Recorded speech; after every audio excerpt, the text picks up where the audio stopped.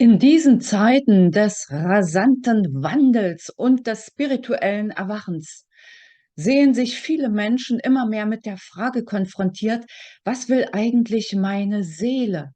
Warum ist Meditieren dafür so wichtig? Und wenn du Botschaften aus der geistigen Welt erhältst, wie kannst du deren Wahrheitsgehalt überprüfen? Und wie manifestierst du das am Ende für dich?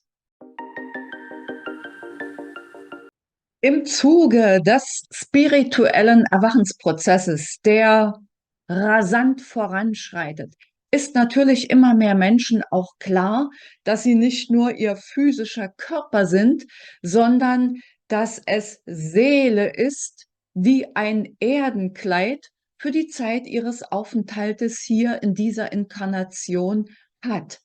Ich habe immer das Bild der Salzkristalllampe vor meinem inneren Auge. In der Mitte diese Lampe ist die Seelenessenz und das Drumherum ist im Grunde der Schleier, der uns den Blick auf die Seelenessenz vernebelt, bestehend aus Glaubensmustern, aus Wertesystemen, aus dem, was wir im Laufe der Jahre unserer Entwicklung so uns zugelegt haben, wie die Fettpölsterchen zu Weihnachten vielleicht. Wie komme ich denn nun dran an das, was meine Seele wirklich will? Und genau das wollen immer mehr Menschen wissen, ihren Seelenplan, damit sie ihren Seelenweg in dieser Inkarnation auch gehen können. Wenn du schon eine Weile meinem Kanal folgst, dann weißt du, dass ich für genau diesen Zweck Meditieren favorisiere. Warum?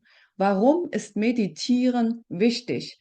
Es kommt immer ein bisschen drauf an, was man unter Meditieren versteht. Du kannst natürlich darunter verstehen, im Lotussitz stundenlang auf eine weiße Wand oder in eine Kerze zu starren. Wenn das für dich stimmig ist, tu das. Es gibt natürlich auch noch mehr Möglichkeiten. Eine Easy-Anleitung für diese erste Variante verlinke ich am Ende dieses Videos als geführte Meditation. Du kannst natürlich auch alles andere wählen, was dein Gedankenkarussell beruhigt. Denn worum geht es, wenn ich Zugang haben möchte zu meiner Seele, zu meiner Intuition, zu meiner Anbindung an die geistige Welt, an das Universum, zu Gott, wie auch immer du es nennen möchtest. Und natürlich nicht zu vergessen zum höheren Selbst.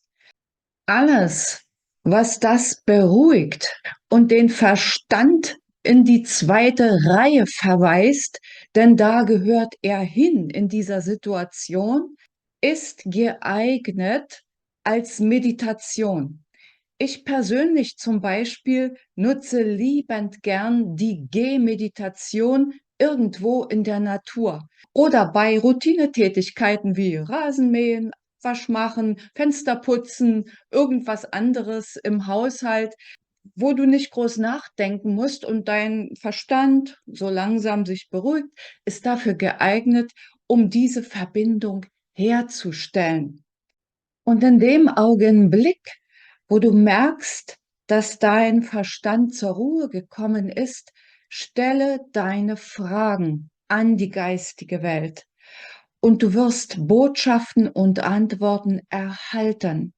Und je nachdem, auf welchem Kanal du besonders sensibel bist, entweder über das Hören oder das Sehen irgendwelcher Bilder, inneren Bilder, oder durch ein Gefühl, dass sich in dir etwas weitet, etwas ausbreitet.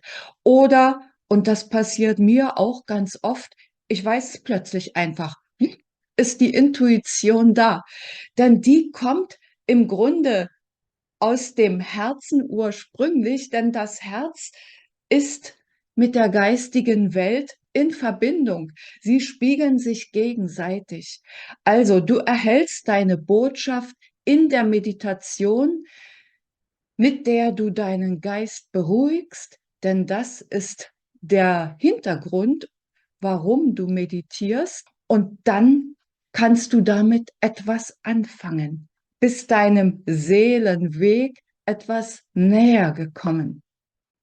Aus meinem eigenen Erleben und auch aus der Erfahrung mit vielen Menschen, mit denen ich zu diesem Thema gesprochen habe, weiß ich, dass etliche, wenn sie dann die Botschaften erhalten haben, sich fragen: „Oh Gott, kann ich dem denn jetzt vertrauen? Ist das wahr?“ Und sie zweifeln an sich. Sie denken, das sind vielleicht nur irgendwelche Hirngespinste, vielleicht war das gar keine Botschaft aus der geistigen Welt. Wie kann ich das denn überprüfen? Ganz einfach. Jetzt könnte ich sagen, einfach vertrauen. Ne, ich weiß, dass das schwierig ist, gerade zu Beginn, wenn man mit dem ganzen Prozess anfängt. Dann möchte man sicher sein. Sicher sein kannst du nie wirklich. Probieren geht über Studieren, sage ich da aber immer. Jedoch, es gibt Möglichkeiten, erstmal in eine gewisse Sicherheit zu kommen und das zu verifizieren. Ich persönlich nutze dazu ganz oft den kinesiologischen Schwanktest. Hier, schau mal. Das heißt, du stellst dich schulterbreit auf, stellst diese Frage, die man mit Ja und Nein beantworten kann.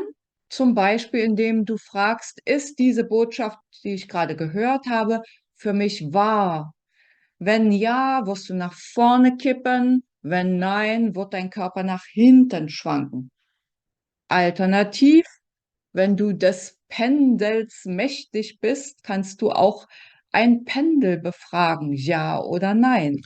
Oder du nimmst ganz einfach Tarotkarten und ziehst eine Karte, wenn du mit Karten vertraut bist. Auf jeden Fall nutze irgendeine Möglichkeit, die sich dir bisher schon eröffnet hat, um, wenn du in Entscheidungsschwierigkeiten stehst, letztlich eine Entscheidung treffen zu können. Es ist besser, deinen Körper zu befragen, also Kinesiologie oder Kartenlegen, Pendel oder Ähnliches, als deinen Verstand zu fragen, dir irgendwelche Listen zu machen.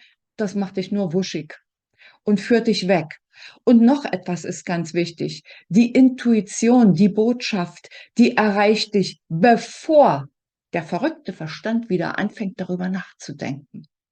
Wir haben jetzt gesprochen darüber, warum Meditieren eine wichtige Geschichte ist, um mit der geistigen Welt in Kontakt zu treten und damit meinem Seelenplan auf die Spur zu gelangen. Wir haben als Zweites darüber gesprochen, wie wir die Botschaften verifizieren können. Und als dritter Schritt steht Manifestieren auf dem Plan. Und jetzt glaub bloß nicht, dass ich dafür eine perfekte Anleitung hätte, denn jeder darf auf seine Weise in die Manifestation gehen. Was heißt das? Manifestieren, da steckt fest mit drin. Also Nägel mit Köpfen machen, die PS auf die Straße bringen oder Ähnliches. Dazu haben wir unseren Körper, dazu haben wir unsere Hände. Dafür haben wir dann unseren Verstand, um das in die Tat umzusetzen, was wir an Botschaften erhalten haben. Viele fangen jetzt an, Pläne zu schmieden. Gute Geschichte. Nur hör nicht auf mit dem Planen, so gut ein Plan ist. Du weißt selbst, wie oft du dir vielleicht schon Pläne gemacht hast, die du dann immer wieder umstoßen musstest, weil irgendetwas aus dem Außen dazwischen kam, dem du vorübergehend erstmal folgen musstest.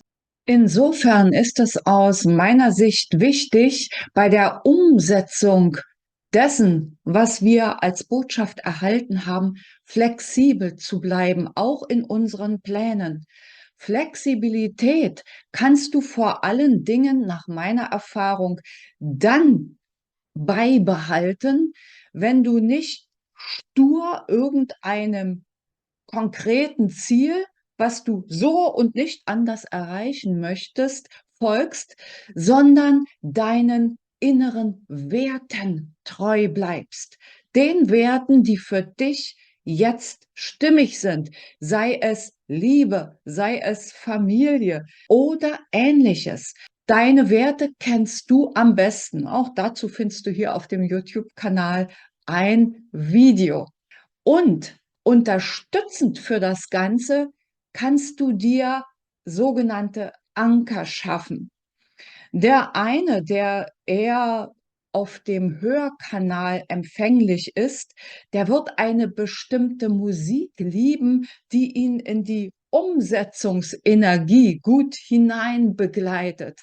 Ein anderer, der zum Beispiel auf der Gefühlsebene sehr gut ausgestattet ist, der nimmt vielleicht eine Kette mit einem Stein da dran, der ihm etwas bedeutet, dem er sozusagen zugeflüstert hat: „Du bist mein Symbol dafür, dass ich es schaffen werde.“ Whatever. Jeder wird da so seine Ankerpunkte haben.